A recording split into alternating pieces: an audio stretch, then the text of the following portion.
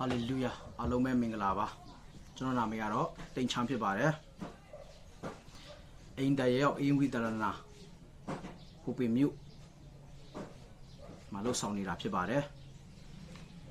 ်ဒီနေ့ကျွန်တော်အနေနဲ့ခွန်အားပေးချင်တာကတော့ကိုစားပြုစုတောင်းခြင်းနဲ့ကျွန်တော်ယုံကြည်သူတွေစုတောင်းရမယ်ဆိုတဲ့အရာနဲ့ကျွန်တော်အနေငယ်ခွန်အားပေးဝင်ငါချင်တာဖြစ်ပါတယ်ကျမ်းစာတစ်ပိုက်ကိုကျွန်တော်ဖတ်ချင်ပါတယ်ဟေရှာယအနာဂတိကျမ်းခန်းကြီး60နှစ်အငယ်6ကနေ8အိုးယေရှုရှိလေမြို့နေညမပြတ်တိတ်ဆိတ်စွာမနေရတော့လူဆောင်တို့ကိုတင်းရင်မျိုးရိုးပေါ်မှာငါထားပြီး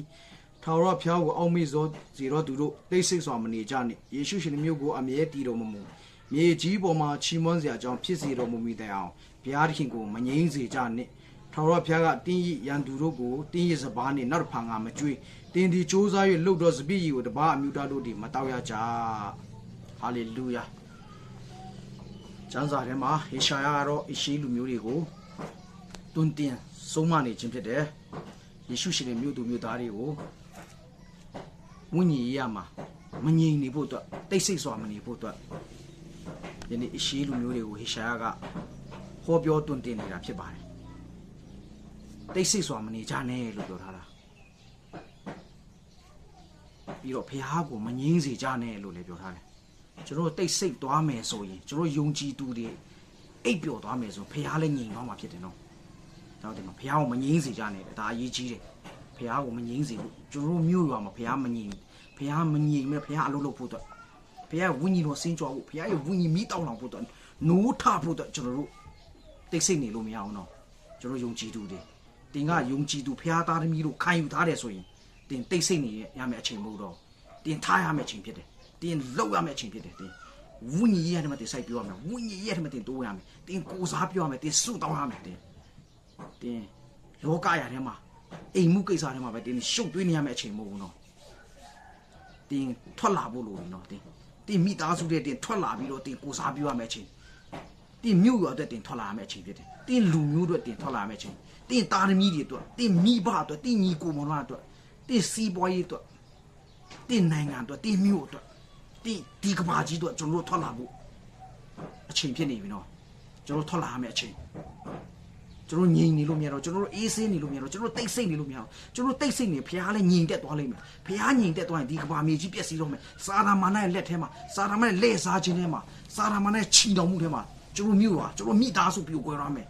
ကျွန်တော်မြို့ဟာပြာကျသွားမယ်စစ်မေးရေးရထဲမှာကျွန်တော်နိုင်ငံမှာဒုစရိုက်တမတွေမြောက်များစွာပေါ်လာမယ်မစင်ကြီးတဲ့စီးပွားလှုပ်ဆောင်တဲ့သူတွေမူရစီးပွားမှာကြာဆုံးတဲ့လူငယ်တွေမူရစီးပွားကြီးကျုပ်ဘွားမှာမာနရဲ့ခြေဖြတ်ခြင်းအောင်ပဲဒီမှာဆက်မြင့်ဖြက်စီးခြင်းထဲမှာနင့်မြုပ်သွားမိတူမြောက်များစွာထွက်ပေါ်လာမယ်နော်ကျွန်တော်ငြိမ်နေလို့ကတော့ကျွန်တော်ညီကိုမောင်နှမတွေကိုကျွန်တော်ဆုံးရှုံးရလိမ့်မယ်ကျွန်တော်မိဘတွေကိုကျွန်တော်ဆုံးရှုံးရလိမ့်မယ်ကျွန်တော်သားသမီးတွေကိုကျွန်တော်ဆုံးရှုံးရလိမ့်မယ်မာနရဲ့လက်ထဲမှာကျွန်တော်ညီနေလို့ကတော့ကျွန်တော်တိတ်ဆိတ်နေလို့ကတော့ကျွန်တော်တိတ်ဆိတ်နေမှာတော့ဖះလည်းညီတက်နေမှာဖះလည်းအလုံးမလုံးဘူးကျွန်တော်မိသားစုမှာတရှင်တို့ဝိတော်လည်းမစင်တက်ဘူးဆိုရင်ကျွန်တော်အစင်မပြေဘူးကျွန်တော်အတင်းတော်မှာကျွန်တော်ညီနေရမယ့်အချိန်မဟုတ်ဘူးနော်ကျွန်တော်ညီနေတော့ကျွန်တော်အတင်းတော်အိပ်ပျော်သွားမယ်ကျွန်တော်အတင်းတော်အသက်ရှင်ဟန်ရှိပြီးတည်နေတဲ့အတင်းတော်ဖြစ်သွားမယ်ကျွန်တော်မိသားစုယုံကြည်သူယုံကြည်တဲ့နိုးထတဲ့ဟန်ရှိပြီးတော့တည်နေတဲ့မိသားစုဖြစ်နေမယ်ဝိညာဉ်ရေးရတဲ့မှာကျွန်တော်မြင်ရတဲ့အပိုင်းမှာအောင်မြင်ကောင်းအောင်မြင်နေမယ်ဒါပေမဲ့ဝိညာဉ်ရေးရတဲ့မှာကြာရှုံးနေမယ်တင်လောကရာထဲမှာပဲတင်မအိတ်နေနဲ့တင်မာနရဲ့လက်စားမှုထဲမှာတင်ပါတော့မယ်တင်ယုံကြည်သူဖျားသားသမီးဖြစ်တယ်ဆိုထွက်ခဲ့ပါတင်မိသားစုအတွက်တင်မြို့ရွာအတွက်တင်ရက်ကွက်အတွက်တင်အိမ်အတွက်တင်ညီကိုမောင်လာကျွန်တော်ရဲ့တိုက်ပြည်အတွက်ကျွန်တော်ရဲ့ကဘာကြီးအတွက်ကျွန်တော်ထွက်ခဲ့မယ့်အချိန်ဖြစ်တယ်ငြိမ်နေရမယ့်အချိန်မဟုတ်ဘူးနော်မဟုတ်လို့ကတော့ကျွန်တော်ငြိမ်နေလို့ကတော့ကျွန်တော်ရဲ့လှုပ်ဆောင်ထားတဲ့များအားလုံးကိုစာရာမာနကခူးယူသွားမယ်ကျွန်တော်ရဲ့ကျမ်းမာရေးကိုစာရာမာခူးသွားမယ်ကျွန်တော်စီးပွားရေးကျွန်တော်သားသမီးတွေကျွန်တော်ရဲ့မိဘတွေကျွန်တော်ရဲ့မြို့ရွာကျွန်တော်အိမ်ကိုစာရာမာခူးယူသွားမယ်စာရာမာခူးယူသွားရင်ကျွန်တော်မိသားစုအတိုက်မြုံပြိုကွဲသွားမယ်ပူဆွေးမှုစိုးရိမ်မှုစိတ်ဆင်းရဲမှုတွေပဲကျွန်တော်တို့နောက်ဆုံးအချင်းကုန်လို့နွားမယ်ဒါကြောင့်တင်းဒီနေ့နှုတ်ကပတ်တော်ကိုကြားတာနဲ့တခါတည်းနိုးထားဖို့ဖြစ်တယ်ဖျားရှိမှကိုတင်ထွက်ခဲ့ပါတင်စုတောင်းပါကိုစားပြုပါတင်မိသားစုအတွက်တင်မြို့ရွာအတွက်ဒါကြောင့်ဒီမှာပြောစပားကိုရိတ်တော်သူဒီကိုယ်တိုင်စား၍ထာဝရကိုချီးမွမ်းကြလိမ့်မည်ကိုယ်တိုင်စားရဖို့အတွက်ကျွန်တော်ညီတိတ်ဆိတ်စွာနေရမယ့်အချိန်မဟုတ်တော့ကျွန်တော်ထွက်လာဖို့ ကျွန်တော်တို့ဝိညာဉ်ရမှာတောက်လောင်ဖို့အချိန်ဖြစ်တယ်အရှိလူမျိုးတွေသူတို့တနေ့လုံးလှုပ်ထားတဲ့စာရေးစပါးတွေရိတ်သိမ်းတဲ့အချိန်မှာရန်သူတွေကြည့်မောရန်သူတွေလာပြီးတိုက်ယူသွားတယ်ဆိုတော့ကျန်းစာထဲမှာအများကြီးတွေ့ရတယ်သူတို့တနေ့ဘာလို့လှုပ်ရှာဖွေထားတဲ့အရာကိုကြည့်ရိတ်သိမ်းတဲ့ကာလရောက်တော့ရန်သူတွေလာပြီးတော့တိမ်တိုက်ပိတ်သွားတယ်ဘာကြောင့်လဲသူတို့ငြိမ်နေလို့ပဲသူတို့ဖျားရှိမောမရှိလို့ဖျားရှိမောကနှလုံးသားမစုံနေလို့ဖျားစကားတိုင်းမရတည်လို့ကြည့်တောင်းတင်းနဲ့ကျွန်တော်နဲ့ကျွန်တော်ရှာဖွေထားတဲ့ဥစ္စာစည်းစိမ်တွေမဆုံးရှုံးတော့ဘူးကျွန်တော်တို့ရဲ့တာသမီတွေကျွန်တော်အတိုက်မြုံမပြိုကွဲတော့ဘူးမူရစေဝါထဲမှာဒူးစရိုက်ထဲမှာမတရားမှုထဲမှာမစင်ကြဲတဲ့အရာတွေထဲမှာကျွန်တော်မိသားစုဝင်တွေမပြည့်စည်သွားဖို့အတွက်တင်းနဲ့ကျွန်တော်နဲ့တာဝန်ရှိတယ်တင်းနဲ့ကျွန်တော်နဲ့ဒီနေ့နှုတ်ကပတ်တော်ကြားပြီဆိုရင်ကျွန်တော်ထွက်ခဲ့ပါဝိညာဉ်ရထဲမှာတောက်လောင်ဖို့လို့ထွက်ခဲ့ပါဦးစားပြရအောင်ဖះမငြိမ်သွားဖို့ကျွန်တော်မိသားစုမှာဖះမငြိမ်သွားဖို့အတွက်ကျွန်တော်ဆုတောင်းရအောင်ဖះကျွန်တော်မြို့ရောဖះမစွန့်ပစ်သွားဖို့ကျွန်တော်ဆုတောင်းအောင်ကျွန်တော်မြို့ရောဖះလက်တော်မရုပ်သိမ်းဖို့အတွက်ကျွန်တော်ဆုတောင်းရအောင်ကျွန်တော်ရဲ့အတင်းတော်ကျွန်တော်တို့ရဲ့လှုပ်ဆောင်ချက်တစ်ခုချင်းစီတဲ့ပုံမှာဖះခင်မစွန့်လို့လိုက်ဖို့အတွက်ဖះခင်မပြစ်ပယ်ဖို့အတွက်ကျွန်တော်တိုးဝင်ရအောင်ကျွန်တော်ဝိညာဉ်ရမငြိမ်သွားဖို့အတွက်ကျွန်တော်ဆုတောင်းအောင်ကျွန်တော်ငြိမ်နေလို့တော့ဖះခင်အလုံးမလုံးဘူးနော်တင်မိသားစုမဖျားခင်အလုံးမလုံးတာတင်နဲ့ကျွန်တော်ညင်နေလို့ပဲဖျားခင်အလုံးလုံးဖို့အတွက်ဖျားရဲ့နမိတ်လက္ခဏာဖျားရဲ့အသက်ရှင်ခြင်းတကူကိုကျွန်တော်မြင်တွေ့ရဖို့အတွက်တင်နဲ့ကျွန်တော်နဲ့ဖျားကိုမငြင်းစေဖို့အတွက်ကျွန်တော်တိုးပြီးတော့ကိုစားပြအောင်ဆုတောင်းရအောင်တောင်းဟေးယေဇီယကျလာထဲမှာလည်းပြောထားတယ်ယေဇီယခန်းကြီး20ယေဇီကျလာကျမ်းခန်းကြီး20နှစ်ထဲမှာကြည့်ရအောင်ယေဇီကျလာခန်းကြီး20အငယ်30ထဲမှာဗာပြောထားတယ်လဲဆိုရင်ထိုပြီးကိုငါမဖြက်စည်းစေခြင်းကကွဲကားတော့သူမြို့ရိုးပြက်ပေါ်မှာရ၍စီးသားတော့သူတယောက်ကိုမြငါရှာ၍မတွေးတဲ့ကြည့်ထိုပြီးမဖြက်စည်းဖို့အတွက်မြို့ရိုးပေါ်မှာကွဲကားမဲ့သူရပ်ပေးမဲ့ကိုစားပြုတ်ပေးမဲ့သူမရှိဘူးလို့ကျမ်းစာထဲမှာပြောပြထားတယ်စာသားမနိုင်ရဲ့လက်စားမှုတွေမှာကျွန်တော်မြို့ရွာမှာပျက်စီးသွားဖို့အတွက်ဂျားခံပေးမဲ့သူမရှိဘူးလို့ဖခင်ပြောနေတာဖြစ်တယ်ကျွန်တော်မိသားစုမပျက်စီးဖို့အတွက်ဂျားခံပေးမဲ့သူဖခင်ရှာနေတာဖြစ်တယ်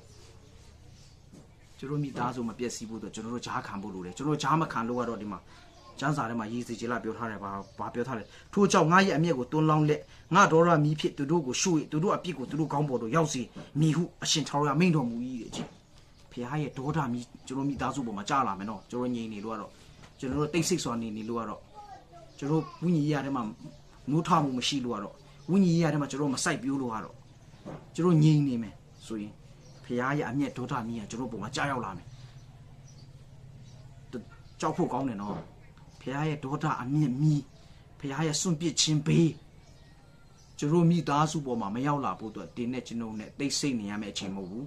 းထွက်လာပြီးတော့ကျွန်တော်မြို့ရွာအတွက်ကျွန်တော်နိုင်ငံအတွက်ကျွန်တော်ကဘာကြီးအတွက်ကျွန်တော်စီးပွားရေးအတွက်ကျွန်တော်သားသမီးရဲ့အတွက်ကျွန်တော်ကိုစားပြရအောင်ဆုတောင်းရအောင်ဒီနေ့ကျွန်တော်ခွန်အားပေးခြင်းနဲ့အားလုံးထွက်လာပါဆုတောင်းပါကိုမိသားစုအတွက်ဆုတောင်းရမှာကျွန်တော်ယုံကြည်သူတွေရဲ့အခွင့်အရေးတော့ဆုတောင်းဖို့ကယေရှုခရစ်တော်နာမနဲ့ကျွန်တော်ကိုစားပြုလို့ရတယ်ကျွန်တော်မိသားစုမပျက်စီးဖို့ကျွန်တော်သားသမီးတွေမပျက်စီးဖို့ကျွန်တော်တို့ရဲ့မြို့ရွာကျွန်တော်ရက်ကွက်မပျက်စီးဖို့အတွက်ကတ်ကြီးသုံးပါးထဲမှာကျွန်တော်တို့မြို့ရွာမကြရှုံးဖို့အတွက်မီးပေးလေပေးရေပေးငလင်ပေးအမျိုးမျိုးတို့ကတ်ယောဂဘေးတွေကနေကျွန်တော်တို့လွတ်မြောက်ဖို့အတွက်ကျွန်တော်တို့ကိုစားပြုလို့ရတယ်နော်ဖျားရှိမှမှာကျွန်တော်ရက်တည်လို့ရတယ်ဒီနေ့ကျွန်တော်နှလုံးသားပြင်ဆင်ပြီးတော့ဖျားရှိမှလာပြီးဂျားခံဆူတောင်းရအောင်ဖျားမငြိမ်သွားဖို့ကျွန်တော်မြို့ရွာမှာဖျားမငြိမ်သွားဖို့အတွက်ကျွန်တော်တို့ရက်ကွက်မှာဖျားမငြိမ်သွားဖို့အတွက်ကျွန်တော်မိသားစုမှာဖျားမငြိမ်သွားဖို့အတွက်ကျွန်တော်မိသားစုမှာဖျားရဲ့ထူးရှားတဲ့အသက်ရှင်မှုဒီနေ့ရဲ့ဒါကဖျားအလုံးလုံးနေဖို့အတွက်ဖျားနှလုံးသားကိုကျွန်တော်ကြိုက်လို့ရအောင်ဖျားနှလုံးသားကိုကျွန်တော်ဘယ်လိုကြိုက်လို့မလဲဆူတောင်းခြင်းနဲ့ကြိုက်လို့ရမယ်ကျွန်တော်တိတ်ဆိတ်စွာနေလို့ရမယ်မရဘူးနော်ကျွန်တော်ပါဇက်ပိတ်ထားလို့တော့ရမှာမဟုတ်ဘူးနော်ဆူတောင်းခြင်းဆိုတာဖျားနဲ့စကားပြောခြင်းပဲဖျားကိုကျွန်တော်ဆူတောင်းခြင်းအပြည့်ပဲကြိုက်လို့နိုင်တယ်နောက်ကျွန်တော်တို့ဖျားရှိမှကိုထွက်ခဲ့ရအောင်ထွက်ရမယ့်အချိန်ဖြစ်နေပြီကျွန်တော်တို့အိတ်နေရမယ့်အချိန်မဟုတ်ဘူးတိတ်ဆိတ်နေရမယ့်အချိန်မဟုတ်ဘူးငြိမ်နေရမယ့်အချိန်မဟုတ်ဘူးကျွန်တော်တို့ငြိမ်နေဖျားလဲငြိမ်သွားမယ်ဒါဆိုကျွန်တော်မိသားစုကတော့ပျက်စီးဖို့ပဲကကြီးထဲမှာအမျိုးမျိုးတို့ပေးရနေထဲမှာအမျိုးမျိုးမတရားမှုထဲမှာကျွန်တော်မိသားစုပျက်စီးသွားလိမ့်မယ်စာတာမနဲ့လဲစားမှုထဲမှာကျွန်တော်မိသားစုမပျက်စီးဖို့အတွက်တင်းနေချင်းတို့ဖျားကိုကြိုင်လို့ရအောင်ဆူတောင်းခြင်းအပြည့်ကြိုင်လို့ရအောင်ဝိညာဉ်ရထဲမှာနိုးထဖို့အတွက်ဝိညာဉ်ရထဲမှာကျွန်တော်စိုက်ပြရအောင်ဖျားစကားထဲမှာကျွန်တော်စိုက်ပြရအောင်ဖျားရဲ့အေးဝင်ကလေးထဲမှာကျွန်တော်စိုက်ပြရအောင်ဖျားရှိမို့ကျွန်တော်တိုးဝင်ရအောင်ကျွန်တော်ကဘာကြီးတို့ကျွန်တော်ကိုစားပြရအောင်ကျွန်တော်နိုင်ငံတို့ကျွန်တော်မြို့တို့ကျွန်တော်ကိုစားပြရအောင်